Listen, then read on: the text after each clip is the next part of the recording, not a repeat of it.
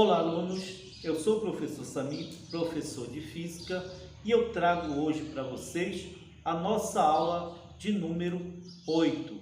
Essa aula é uma continuidade da nossa aula de número 7. Vem!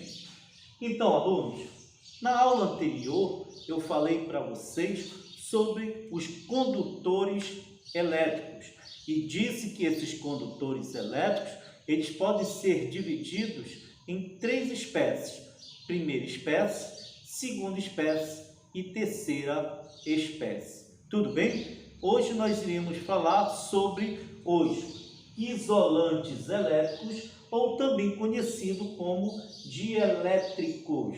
Professor, e o que é um isolante elétrico? Olha aqui. O isolante elétrico é todo material que não permite a movimentação de cargas elétricas. Como assim, Sam? Ele não vai apresentar o que nós chamamos de elétrons livres. Observe que quando eu falei para vocês que os condutores elétricos eles apresentam elétrons livres, dispostos na sua superfície, os isolantes elétricos eles não irão apresentar o que nós chamamos de elétrons livres. Mas, professor, o material isolante ele apresenta elétrons? Claro que sim, porque ele é formado por átomos. Só que esses elétrons eles vão estar sendo um pouco atraídos pela atração nuclear. Tudo bem? Então vem aqui. Um exemplo de isolantes elétricos: a borracha, o vidro, o papel. Então são materiais caracterizados como isolantes elétricos. Deixa eu te explicar um pouquinho melhor como acontece e como é que ocorre para que o material ele seja um isolante elétrico. Veja, digamos que eu tenho uma bola de borracha e nessa bola de borracha eu acrescente alguns elétrons. Tudo bem? Então eu acrescentei alguns elétrons aqui. O que vai acontecer com esses elétrons? Esses elétrons eles não vão apresentar distribuição, ou seja, eles não irão se afastar um dos outros. É isso que vai caracterizar que os isolantes elétricos não apresentam o que nós chamamos de elétrons livres. Observe que no primeiro momento eu acrescentei os elétrons e esses elétrons eles não irão se afastar um dos outros. Mas também por que eles não irão se afastar um dos outros? Porque eles estão atraídos por uma força nuclear. Então todo isolante elétrico ele não apresenta os elétrons livres, porque se ele apresentasse esses elétrons livres, eles não seriam isolantes elétricos, e sim condutores de eletricidade. Samir, e no nosso dia a dia, como eu posso observar um isolante elétrico? Veja, vamos dizer que a pessoa que trabalha com energia, ela sobe lá no teu porte, mas ela sobe com uma luva, e essa luva é uma luva de borracha. Na verdade, essa luva é um isolante elétrico. Ela está se prevenindo para não tomar o que nós chamamos de choque elétrico. Tudo beleza? Tá? Mas além dos isolantes elétricos, nós temos também os semicondutores e os supercondutores.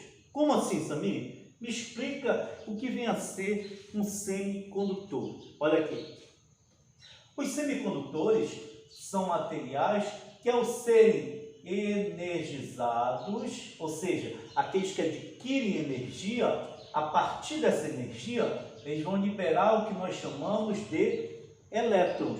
Ou seja, os elétrons eles vão se soltar desse material. Como assim, Samir? Me dá um exemplo.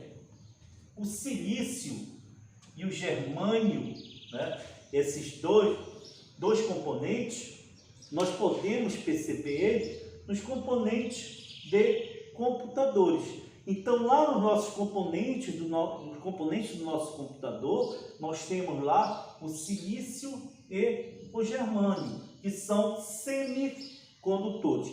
Quando eles recebem uma certa energia, esses semicondutores, eles liberam elétrons e passam a ser condutores de eletricidade. Mas vejam a observação aqui, ó. Os semicondutores, inicialmente, eles são isolantes, tá? Então, esses semicondutores, inicialmente, eles são isolantes. A partir de eles adquirirem energia, tá? A partir dessa energia, eles passam a ser semicondutores, ou seja, eles vão conduzir, tá, a corrente elétrica. Tudo beleza? Tá? Vem aqui. E Samir, e os supercondutores? Quem são esses supercondutores? Nos supercondutores, os elétrons não perdem o que nós chamamos de energia. Como assim, Samir? Pois eles não perdem energia porque não vai haver o choque entre elétrons e o núcleo de um átomo. Tá? Então, em um supercondutor, nós não temos esse choque entre elétrons que estão se movimentando ali no material e o núcleo do material, ou seja, o núcleo do átomo. Como assim, Samir? Me explica melhor. Vem aqui. Para eu te explicar, eu peguei um condutor e um supercondutor. Observe que todo material ele é formado por pequenas partículas chamadas de átomos, e esse material aqui ele não é diferente. Digamos que nós temos um condutor e nesse condutor nós temos vários átomos. Em um condutor, o que acontece com esse condutor? Os elétrons que movimentam-se nesse condutor, eles vão se chocar com os átomos. Quando eles se chocam com esses átomos, o que acontece? Esses elétrons, eles perdem energia, tá? Eles perdem energia, e essa energia perdida, ela é em forma de calor. É o que nós chamamos de efeito Joule, tá? Então, em um condutor normal, o que acontece? Os elétrons encontram-se com os átomos, o núcleo dos átomos, e a partir daí, esses elétrons perdem energia. Perdem como? Como essa energia ela é perdida?